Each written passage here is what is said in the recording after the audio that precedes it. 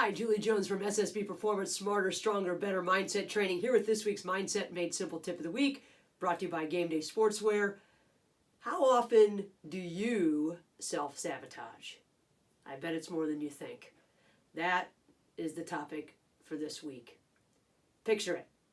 Sand, sun, the wind blowing just enough to keep it comfortable, a run on a beautiful beach, deep sand, so a little tough, pretty steep pitch, so a little bit tough, but that's where this week's tip started last week. Well, actually, this week's tip started this spring when I was talking with one of my college football teams, and I asked the team, how many of you have used visualization or mental imagery, call it what you like? The wide receiver raises his hand, and he says, I've used it before. Fast forward to a couple weeks ago, and I'm talking with one of my Division I college soccer athletes, and she is using imagery to help herself get through her rehab. She's using it well, or so we thought. But as the receiver raises his hand and he says, I've used imagery before or visualization before, he says, but I see myself dropping passes. Like, oh no, wait a minute, that's not the idea. My college soccer player, she's watching herself do speed skaters, land and stick, hold for 3 seconds, land and stick, hold for 3 seconds, rehabbing from knee injury, and she is watching herself land on that right leg and wobble and fall. Wait, that's not the idea. Then fast forward to just last week when I'm at the beautiful Outer Banks and I get done with this amazing run and my legs are tired because I said the sand is deep and the beach is pretty pitched. So I get back, I'm still not quite done, getting ready to do my HIIT workout, and there's a set of stairs. I'm like, oh, perfect, I'll just sprint up the steps and come down, sprint up the steps and come down. And before I do that, as I'm planning out or pre-experiencing my HIIT workout, I watch myself run up the steps and trip. Wait a minute, this is not the idea. We're self-sabotaging. All three of us are making our own mind movies. We are intentionally visualizing ourselves do something, and in the meantime, we're watching ourselves trip or drop or fall. We don't control our thoughts, we know that, but we can manage them. And we have to manage our images. We know that our images and what we see matter. In fact, date back to the 1800s, and the father of American psychology, William James, said, every representation of a movement awakens in some degree the actual movement. These cognitive processes that turn on when we're using imagery, including in fact, affecting our motor skills, affecting our planning, our pre-experiencing, affecting our confidence, affecting our perception of the exertion, the excitement, the environment. All of these things are affected with the images that we see in our own heads, and we are our own directors of our own movies, and yet we allow these hindering thoughts to sneak in, and we watch ourselves get tripped up. We are watching what we're trying to avoid as opposed to watching what we want.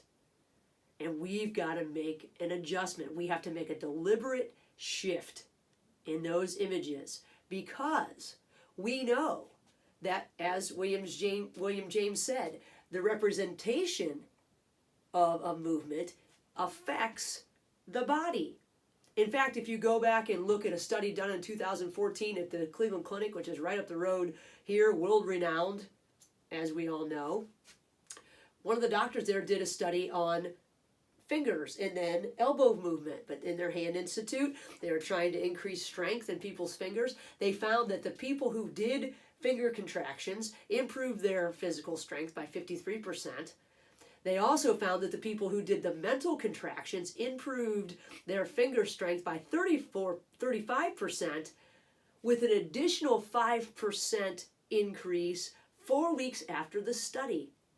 This doctor finds, let me look at the Dr. Yu, found that the same parts of the brain that are activated during real exercise, physical movement, are also activated during mental imagery or visualization or mental contractions. They improved the muscle strength by 35%. Think about what that can do for us. But also think about what our images of ourselves tripping up does to us. We need to ensure that we are making adjustments to what we see. We are the director of our own movies, and yet we allow the doubt and the fear to sneak in. That's natural. The good thing about this, the good thing about our soccer player, the good thing about the wide receiver, the good thing about me in this situation was that we noticed it. Or now we notice it because it's in front of us. I don't know if I would have noticed it if I hadn't talked to Allie the week or a couple weeks before, and she said, you know what, I've landed on my leg and I watched myself stumble. I'm not sure I would have noticed it as readily, but now, because we're bringing this to your attention, you too can notice it. And instead of sticking with that or allowing that to be the image that we see, we can replace it with what we want. Because we know if we are imagining ourselves fall, those are the muscles that are being activated. We can then replace it with something that we want to happen, and then those are the muscles that are being activated. We are priming our brain and our bodies with visualization to perform the way we want to perform. We're not imagining what we are trying to avoid, but that's our natural tendency. Doubt and fear are inevitable. The key is being aware of when they sneak in. They're going to sneak in. They're going to infect our mind movies. But if we notice them and adjust, that helps us not only in that image, but it helps us become more aware of intrusive thoughts or unuseful thoughts or non-helpful thoughts or images or distractions, whatever it might be. And the more we get used to noticing and substituting, the better off we are in everything that we do. How often do you notice your self-sabotage? That's the question. Because it really comes down to, improving our performance really comes down to two things when it comes to visualization in particular, and all the other things that I just mentioned. It's being aware and practice. The more we are aware of seeing things that don't help us, the more we can substitute those things with things that do. That awareness is huge. I became aware immediately. Had I not been focused on it, I'm not certain that I would have. But we can make ourselves a note and remind ourselves, make the mind movie for order what you want at the restaurant. That's what you always do. Order what you want in your mind. Second, the practice. In everything that we do, we become better when we practice. All of us can use our mind's eye. Some of us are better than others. But if we can practice looking at detail, if we can practice making shifts, deliberate shifts in seeing what we want, if we can practice feeling the emotion, if we can practice feeling the exertion, if we can practice seeing the environment and watching ourselves in it, we will get better at this tool. And since the 1800s, they have known that this makes a difference in our performance. These are not new concepts, but they are way too new to us.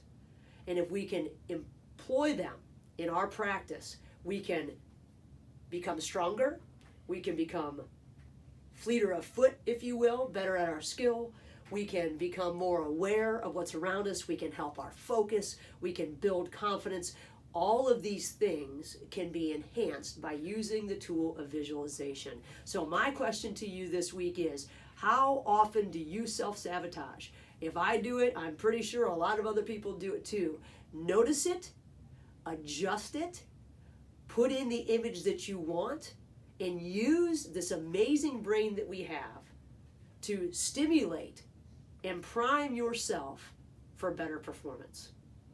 I would love to come and talk to your teams this fall as you start to look ahead to whether you're planning your sales team work or your basketball team's work for the fall. I would love to be a part of that and help all of your athletes and all the people that you lead or train learn how to use their brain to their advantage. Email me at juliej@ssbperformance.com and let's connect. Until next week, manage your images, manage the moments, and have a great week.